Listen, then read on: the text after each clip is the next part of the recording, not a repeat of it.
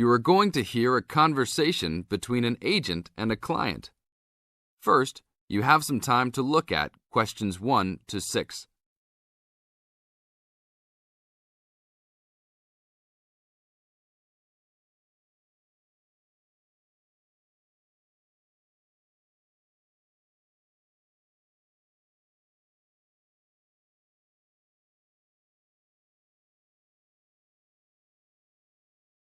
Now listen to the tape and answer the questions.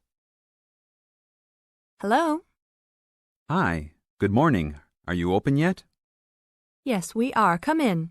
Would you like to rent an apartment in the city? Well, kind of. I'd rather rent one near the harbor if possible. Oh, okay. Do you like the water? Yes, I do, but I actually repair sailboats for a living, so I'd like to be close to work. That's understandable. We all want to live close to work. Well, I think I have something near there. How many rooms would you like? Just one. I'm alone. But I would like to have an extra room for my dog. So you'd like 2 rooms and an apartment that accepts animals. Here's one. It's 1 block up from the harbor and renting for $445. How's that? That's perfect. Just what I was hoping to pay. What floor is it on? Floor? Oh, it's on the 12th floor. That's too high. I'd like to be on the 1st or 2nd floor so that I don't have to use the elevator. My dog, he's scared of them. Oh, well then, that's a little more complicated. Let me make a few calls. Okay, I think I found a couple more for you. Here's one that might suit your needs. How much? $395 a month. That's cheap. But it's only a 1-bedroom, a large one, but it's still just 1 room. Oh, well, regardless of whether the room is small, I still need a separate room for my dog. What else do you have? Then I have a 2-bedroom for $565 on the 2nd floor that is a little further away from the harbor. How far? About a half mile, and they accept pets. That's a little more than I had planned on paying, but I guess I could look at it. What's the address? 224 Williams Avenue, Harbor Square. 224 Williams Avenue. Got it.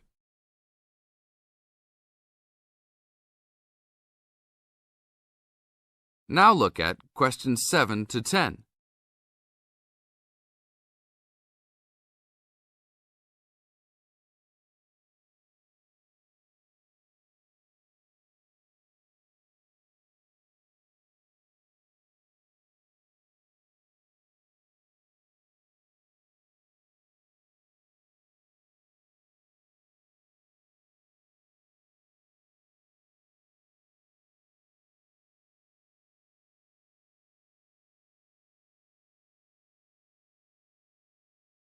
As the talk continues, answer questions 7 to 10.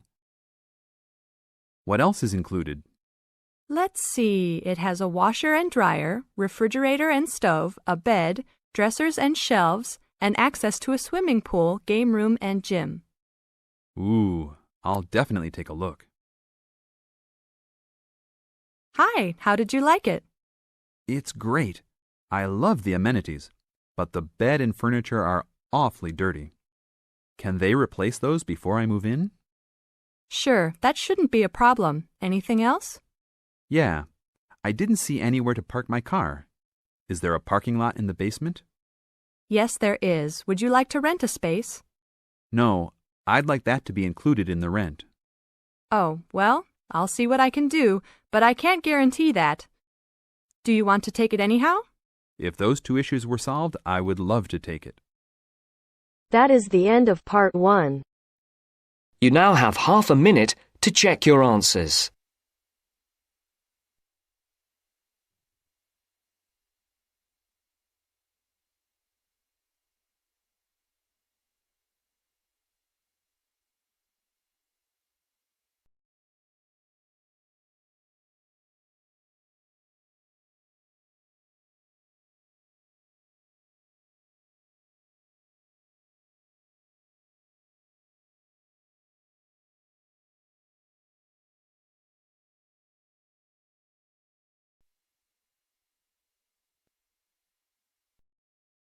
Now turns to part 2.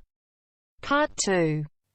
Listen to a man talking to a group of people at a weekend work conference in a hotel.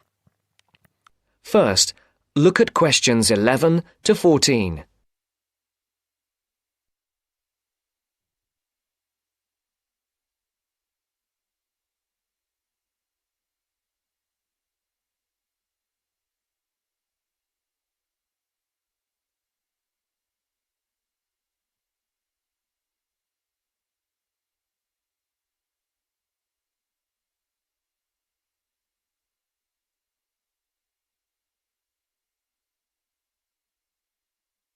Listen carefully.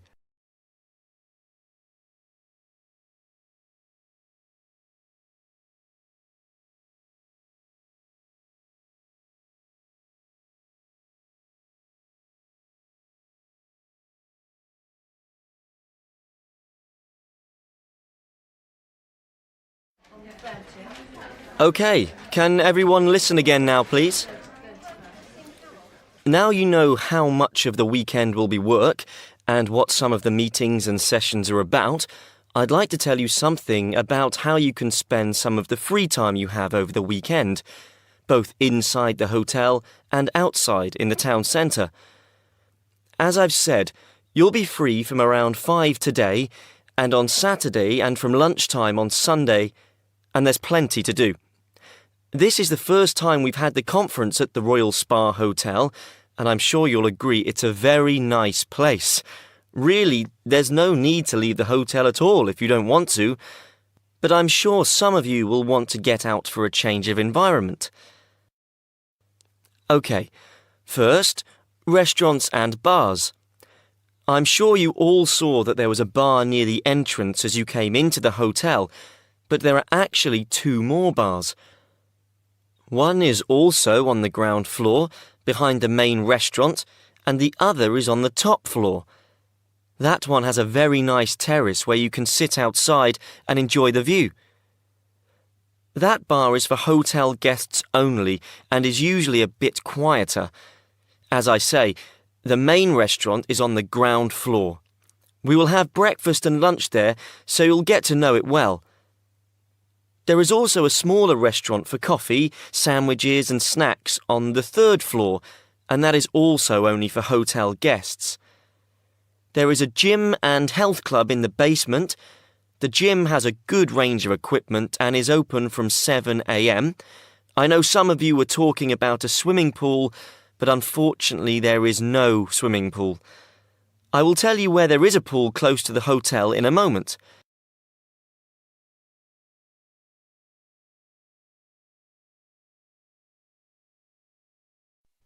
Before the broadcast continues, look at questions 15 to 20.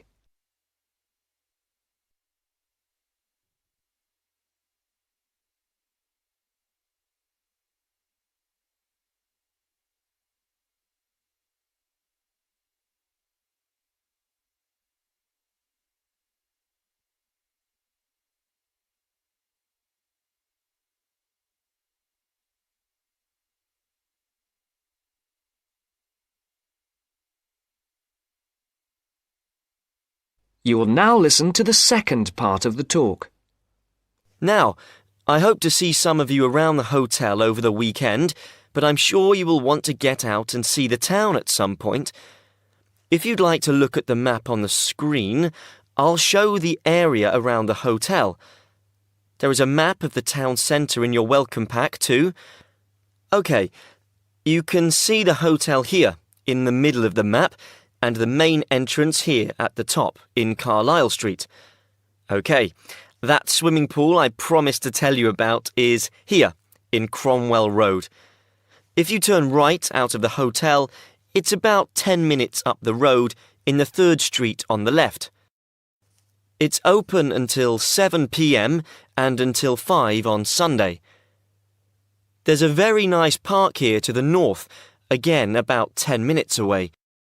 In the middle of the park is a boating lake, so if the weather's good on Sunday, it might be a nice way to relax. If you want to see a movie this evening or on Saturday night, the cinema is here, in the High Street. Come out of the hotel and turn left.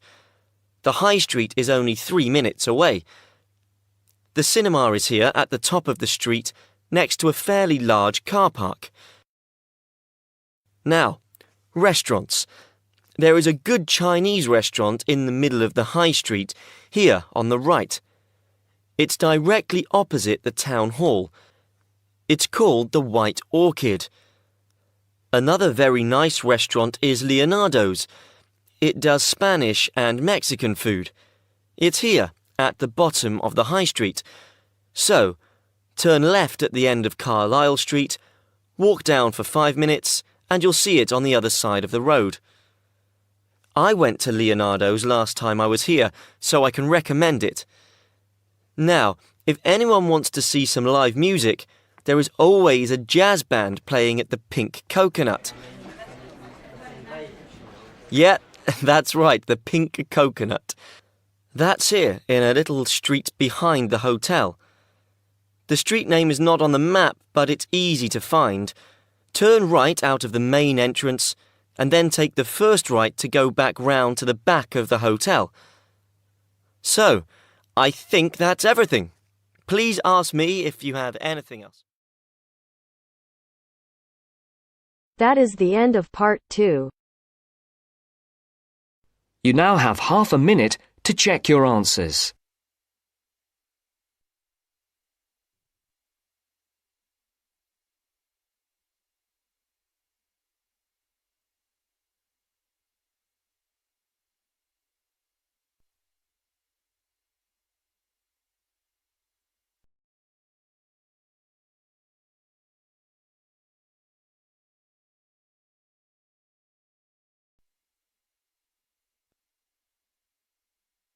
Now turns to part 3. Part 3. Listen to somebody giving a talk about how setting goals can help you achieve more. First, you have some time to look at questions 21 to 24.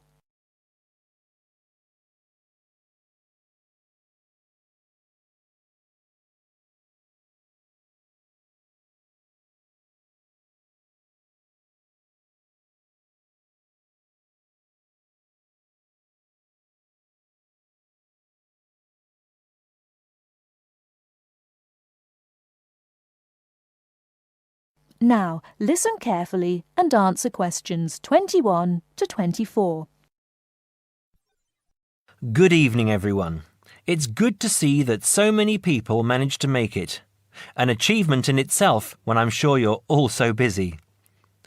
This evening, I'm going to talk with you about setting goals and how setting goals can help you understand what you really want to achieve.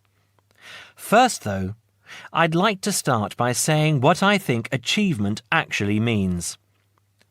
I think some people think it's simply about being successful in a job or making money, but it certainly doesn't have to mean that. Achievement is simply accomplishing goals that you set for yourself, doing what you plan to do. And people might plan to do all sorts of different things. Achievement is about realizing your dreams. I would also like to say that to achieve, you must have belief. Belief that you can do whatever it is you want to do.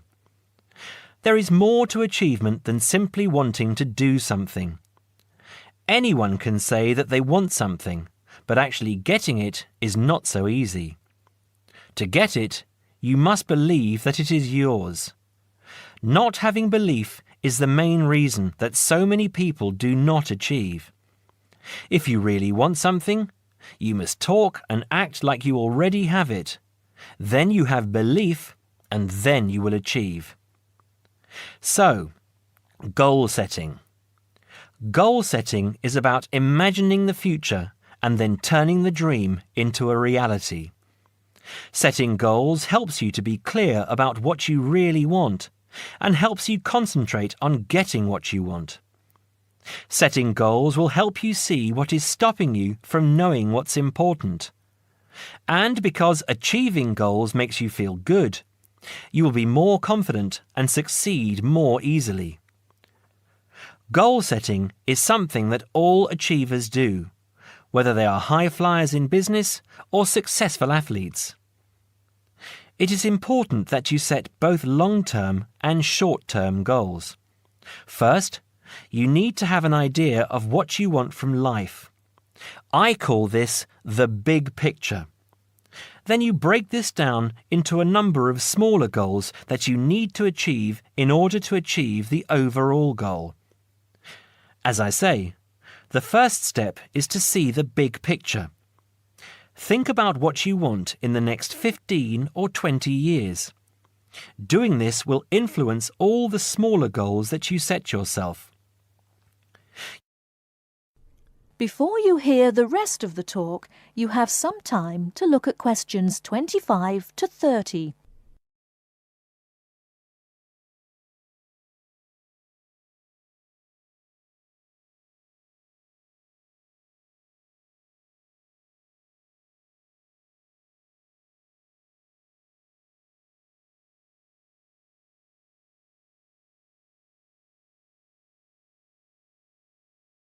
Now listen and answer questions 25 to 30. You need to think carefully about different areas of your life and how they influence each other. You should identify the important areas of your life and try to set goals in each of those areas. Here are the areas that most people want to focus on, but remember that everyone is different. First, think about your career. How important is your career to you? Do you want to be a manager or run your own business? Or are you happy working for other people? Connected to this is the financial side of your life. What sort of income do you want to have? Is wealth important to you? You need to think about long-term relationships. At what age do you hope to be married? Do you want to have children? How much time do you want to spend with the people you love? You need to think about your health and how that could change what you can achieve.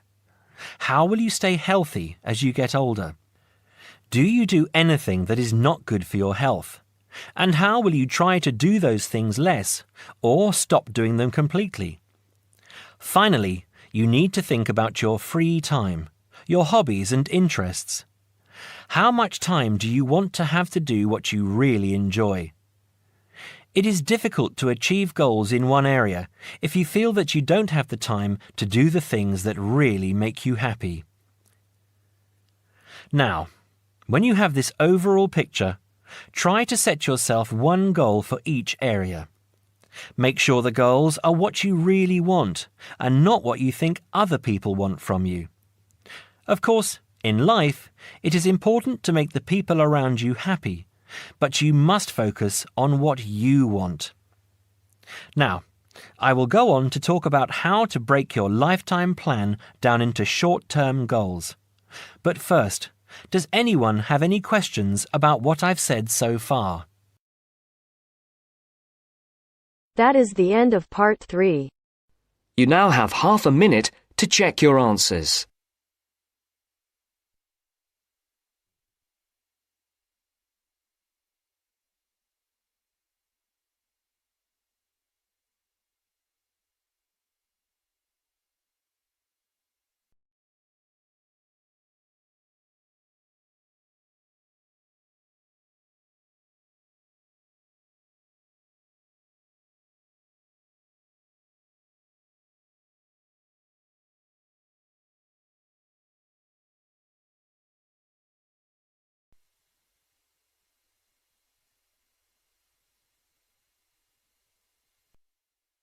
Now turns to part 4. Part 4. You are going to hear a lecture about the geographic information about Australia. You now have some time to read questions 31 to 40.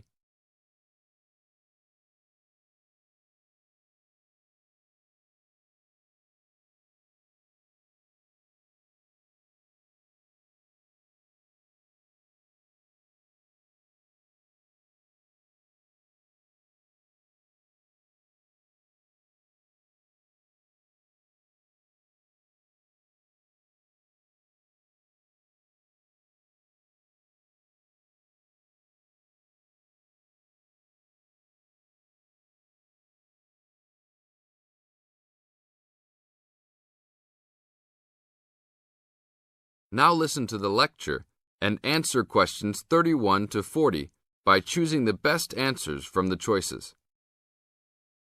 Good morning, everybody. We'll continue to look at Australia, and today look at one of its greatest natural challenges, water for the agricultural sector. As the only nation to occupy an entire continent, Australia has a unique environment, with much of it very flat and dry. One notable feature of the Australian continent is that it is the lowest of the continents. The average elevation is less than 300 metres, compared with the world's mean of 700 metres, and its highest mountain is only 2,228 metres, so it is overall a very flat country. It is also dry. In fact, Australia is the driest, after Antarctica, of the continents. Yet Australia has extremes of climate and topography. There are rainforests and vast plains in the north, snowfields in the southeast, deserts in the centre, and fertile croplands in the east, south, and southwest. And Australia contains some of the wettest areas on Earth. In western Tasmania and on the northern Queensland coast, but half of the continent has an annual rainfall of less than 300 millimetres each year, and only 20% has more than 600 millimetres each year. A major problem is that the limited water resources do not match up with where water is consumed. The major water resources are in northern Australia and Tasmania, whereas most of the agriculture and people are in southeastern mainland Australia. The agricultural sector is the largest consumer of both self-extracted and main-supplied water, using over 70% of total net water consumption. Electricity and gas supply, and water, sewerage and drainage services use notable amounts of self-extracted water.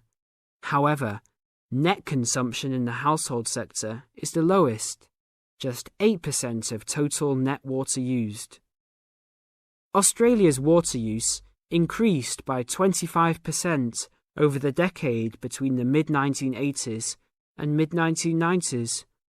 Much of this increase was due to irrigated agriculture, which, as noted earlier, accounts for over 70% of national water demand. Since the mid-1990s, the growth and profitability of irrigated agriculture has outstripped the dryland agriculture sector.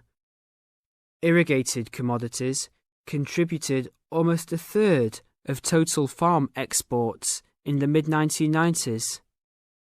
The results of a special government report in 2000 showed that if today's water use arrangements continue, the water needs of the rural industries will outstrip water availability by about 2020. Irrigated agriculture, Australia's major water-using sector, would be seriously affected by the shortfall. And although groundwater underlies large areas of Australia, it accounts for only 4% of water use.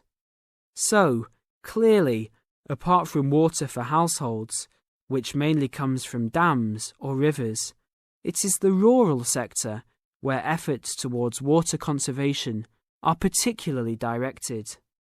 In this sector, the largest consumers of water are the meat and wool industries.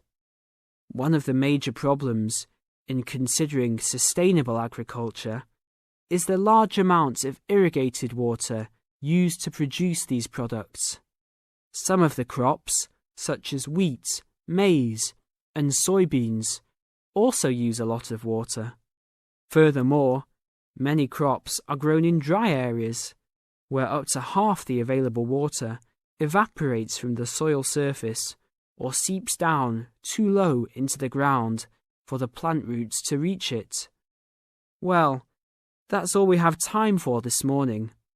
You will be able to do further study on this topic in the library, and I have a handout here with references for those who want to come out to the front to collect it.